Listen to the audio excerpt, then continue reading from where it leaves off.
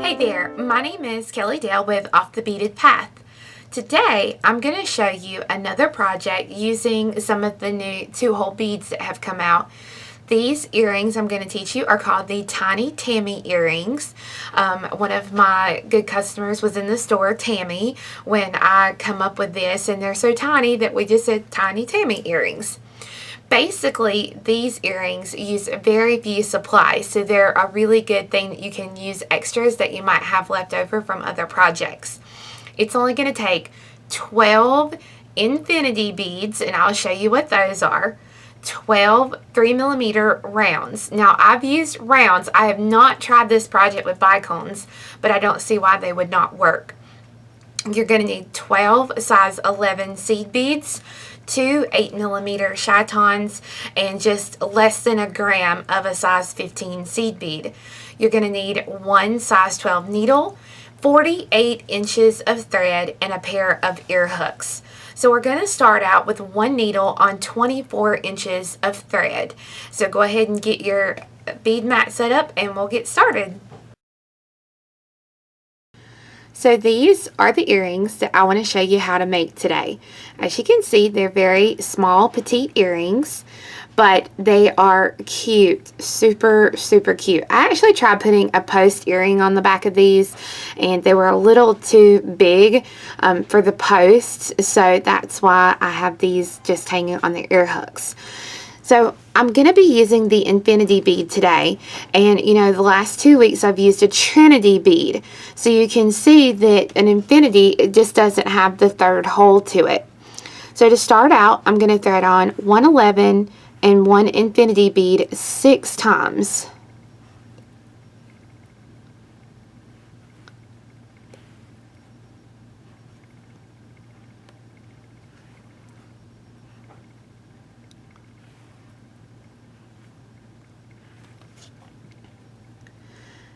Okay, so there's your 6. Now you want to drop these down, leave a short tail, and go back through all 12 beads again. Now you're going to go through the same hole of the infinity beads that you've already been through. You're just going straight back through all the beads. Pull that thread, and then take the 2 little pieces here, and we're going to tie these together into a couple of knots.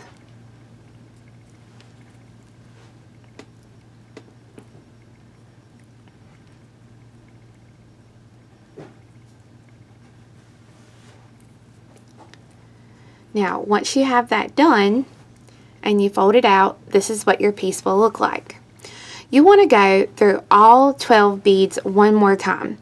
It's very important to keep this base part tight, and this is the best way to do it. If you skip it, your encasement's not going to turn out as well, so be sure and go through this.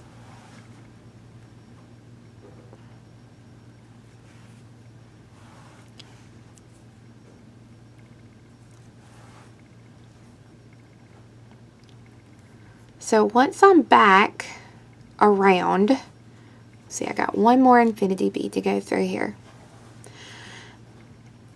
Now I know people are going to ask, a super duo probably is not going to work for this project because the super duo is fatter here in the center and these are skinnier, so it seems to hold the chaton in place better. So I'm coming out of the bottom hole here of the infinity bead. I'm going to come up through the top hole, so I'm just going to come back in this direction, and then I'm going to go ahead and get rid of that little tail thread.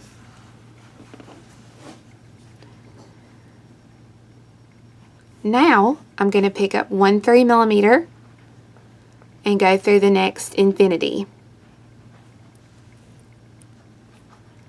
3mm and go through the next infinity. And we're going to go around just putting in a 3mm in each of these holes. And again, just like we did on the bottom, once we get all these 3mm in, you're going to go through it one more time to reinforce it and keep it all together.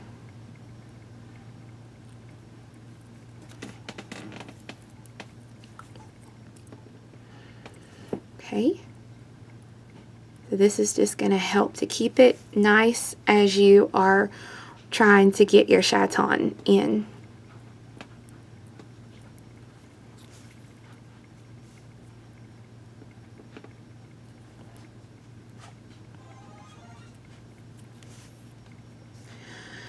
Now once you go around and you've been all the way, exit any 3mm here along the edge. So let me come in just a little bit so you can see.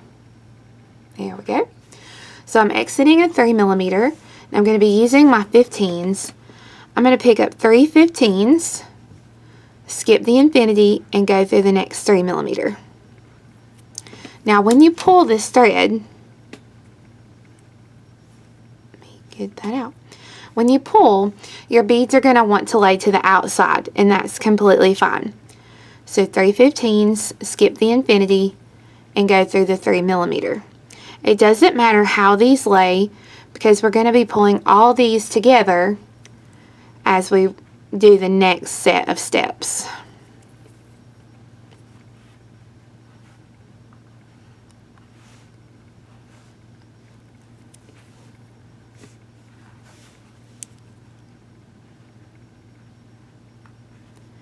Now, once you've added that last set of 3 here, this is what your little encasement will look like. Go through the next 2 15s of that first set of 3. I'm going to lay the chaton in face up, and just like our last encasement, we're going to pick up 3 15s and go through the middle 15 of the next set of 3 and pull that tight. So as you can see, what that does is that pulls that over to the center. 3 15s, go through the middle bead of the next set of 15s, and then pull that thread.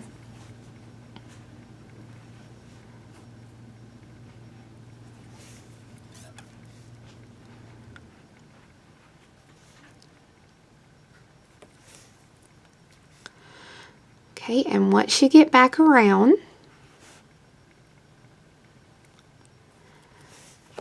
you'll see that it's really holding together really nice here now. I got one more little set of 3 to add. And it's popping everywhere. There we go. Alright, so I'm going to go through the middle bead of that very first set of 3. And it's going to be tight there.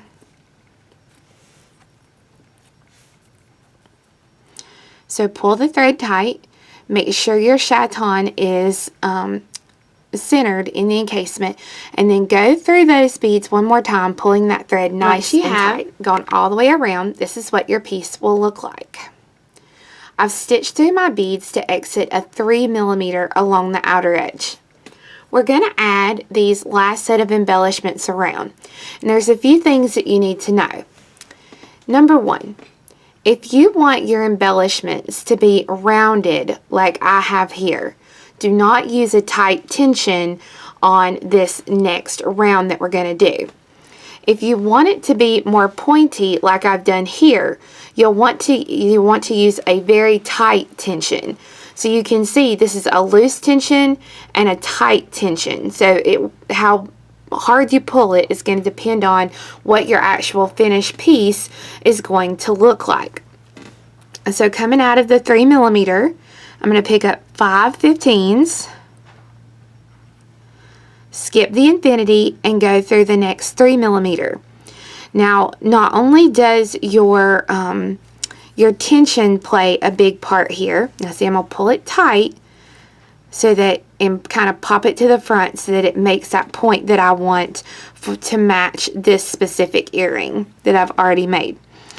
You want to pay attention too to the brand of bead you use. I've used my Yuki brand seed beads to make these samples that I've shown you in the video today, but I had a customer who I was showing, Tammy, the other day, and with hers, what happened, she used the Toho brand seed bead, so these loops right here really were a little bit bigger, so you might have to play with some of the counts if you use a Toho brand seed bead versus the Miyuki brand seed bead. Now, what I want to do